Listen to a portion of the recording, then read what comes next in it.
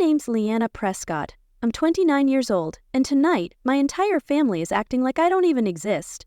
I sat there, staring at my brother's text like it was dipped in acid. Don't come to Dad's 65th. You've done enough damage. Let us celebrate in peace. Classic Daniel. Self-righteous, polished, and permanently obsessed with guarding the Prescott name. He was always the heir, always the favorite, and now he was once again making sure I stayed on the outside looking in. The party, held at the ultra-exclusive Anchorage Marina Club in Seattle, where tech founders, political donors, and old money elites were all gathering. They raised champagne glasses to toast my father, Gregory Prescott. In the eyes of this city, he wasn't just a CEO. He was a legacy, a visionary, an institution. But no one at that glittering event had the slightest clue that the only reason Gregory Prescott's empire still had a pulse was because of the daughter they wrote off. Another message popped up, this time from my stepmother, Marlene. Daniel's right. Tonight is about your father's legacy. Don't disrupt that. Disrupt? That's what they called it when I turned down the VP title, the Lakeview corner office, the BMW, and everything that came with the Prescott name when I was 24. That wasn't disruption. That was me choosing not to shrink. They never asked what I was building. They didn't care. But right behind my desk, framed in simple black metal, hung the latest Wired magazine cover, The Silent Revolution, How Lyanna Wren is Powering the Future. Yeah, Wren. My mom's last name. The one no one in my father's elite circle remembered. The one I chose when I stopped letting the Prescott name decide my future. In the cover photo, I'm wearing a lab coat over a dark turtleneck, standing next to a prototype energy core. What the article didn't say is that I walked away from a billionaire's legacy. I built my own from scratch. And I did it. The company I built? Solstice Labs. The product? A breakthrough smart energy system that now powers fleets of autonomous vehicles across the country. The secret? I'd kept my identity hidden. Until now. My phone rang. Ava Singh, my COO and one of the only people who really knew the full story, was on the line. Everything's ready, she said. You still sure you want to do this? Tonight? I smiled, picturing my father's face the moment he realized the mysterious CEO he'd been chasing for over a year was the same daughter he'd once called a distracted little tinkerer. Yes, I said. Let him find out when the whole room does. Ava laughed. Even better, Julian Webb personally requested your presence. Ridgepoint Capital is making the announcement from the stage. Of course they were. Prescott Dynamics had been trying to win Ridgepoint's support for months. Without it, their EV contracts were basically toast. What they didn't know is Ridgepoint wouldn't move forward unless Solstice Labs was involved, and Solstice doesn't move without me. I pulled on a simple black sheath dress. Sleek, clean, quiet. No designer sparkle, no flashy statement, just confidence. Around my neck, I clasped the brass infinity pendant my mom gave me a month before she died. Old, warm, unshakable. By the time I got to the marina, it was glowing under strands of Edison bulbs and soft golden light. Inside, laughter bounced off champagne flutes and donor placards. The band played a polished jazz set for an audience who only clapped when it meant business.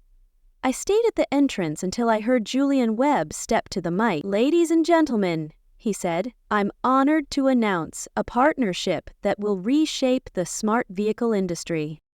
Ridgepoint Capital is proud to co-lead this initiative with a company you'll soon hear much more about, Solstice Labs. I saw the confusion ripple through the crowd. My father leaned in, brows tight. Daniel was already whispering to someone at the table. Julian continued, and now, the founder and CEO of Solstice Labs, Lyanna Wren. That moment felt like a glacier cracked open in the middle of the ballroom. Every head turned. I stepped forward, slow and steady.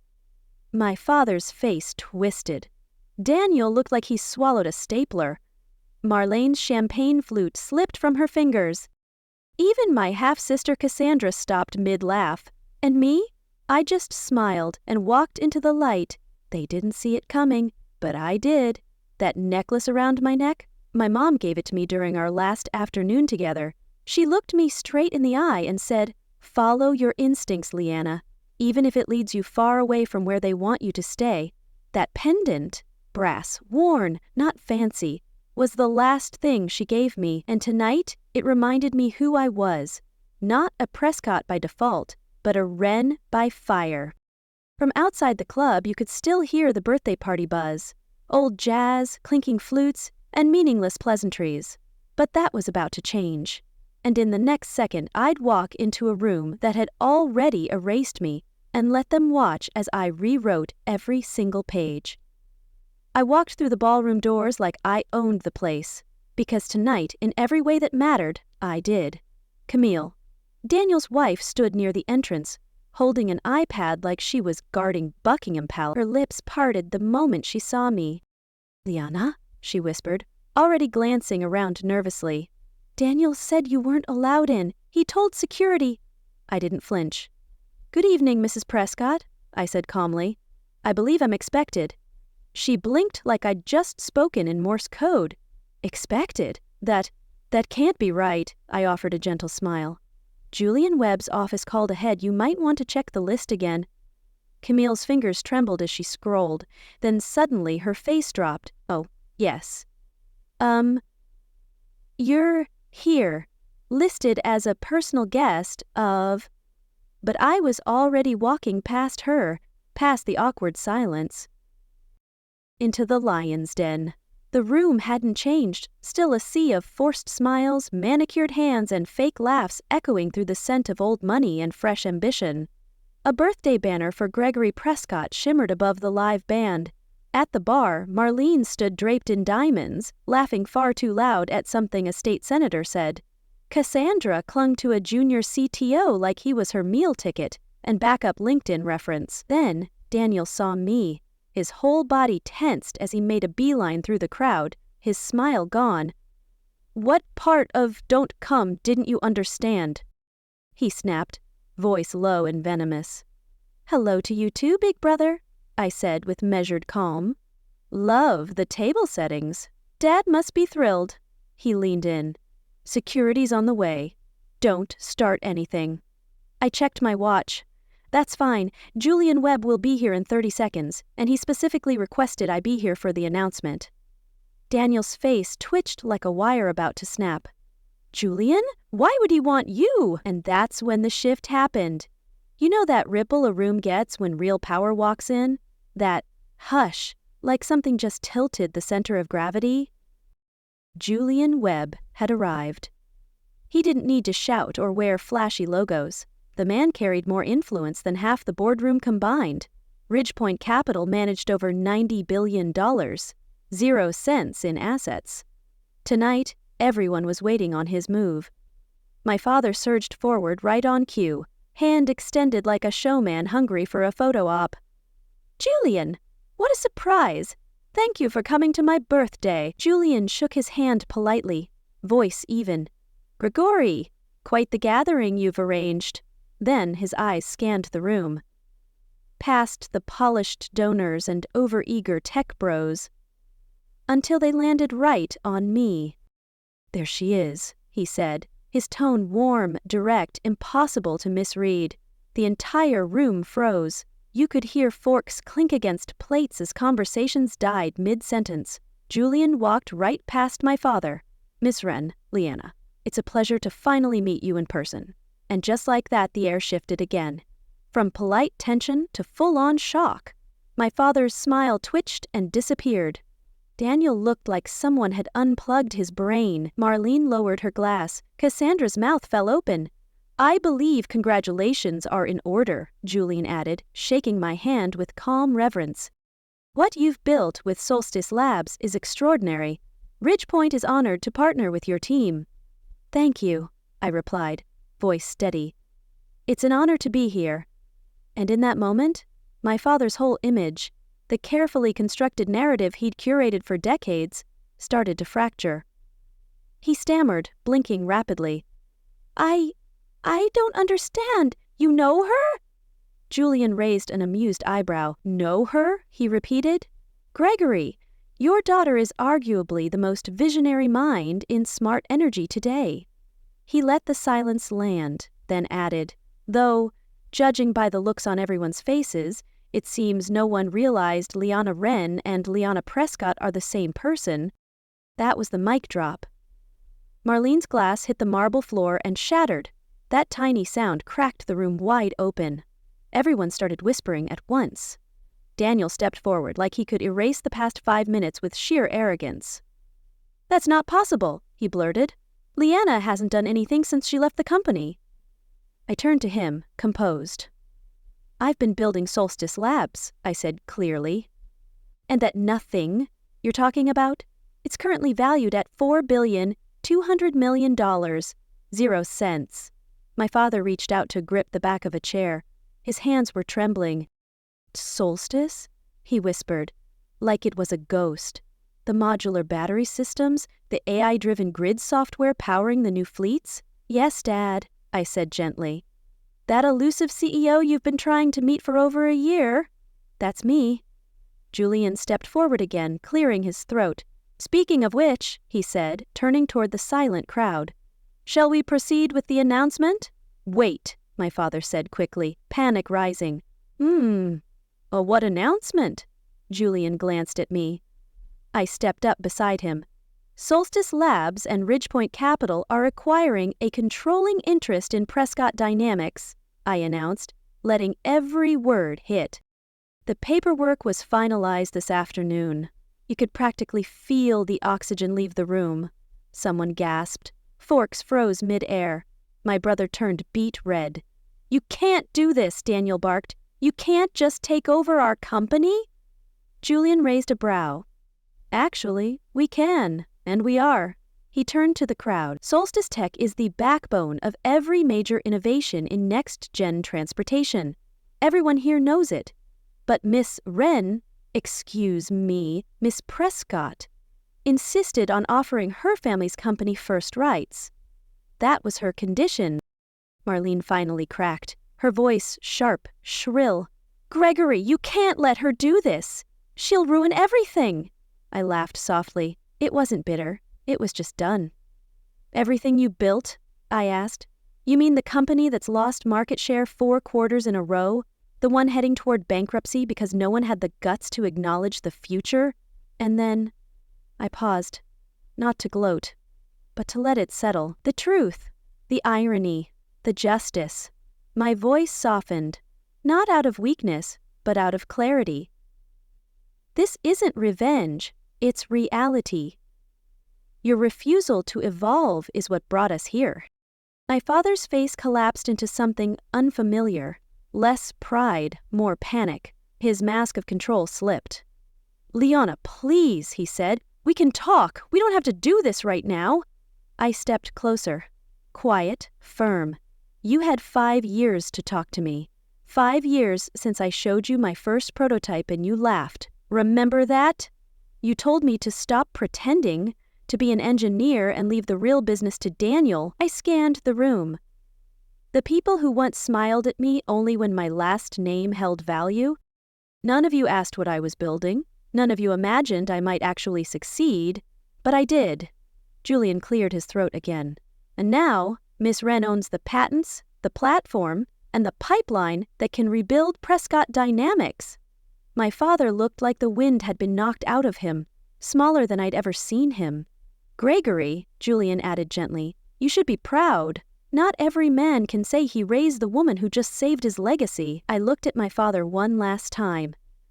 I didn't come back to destroy what you built. I came to prove I could build something better. Silence.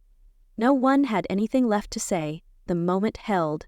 And then I turned toward the stage. If you believe in quiet strength and second chances, hit subscribe, I would have said if this were a video. But in real life it was simpler. I let the work speak. From the edge of the room, Julian watched everything unfold with that thoughtful calm only the truly powerful possess. Not just interested in the deal, but the human unraveling of decades' worth of tension. It's time, he said. Let's finalize it.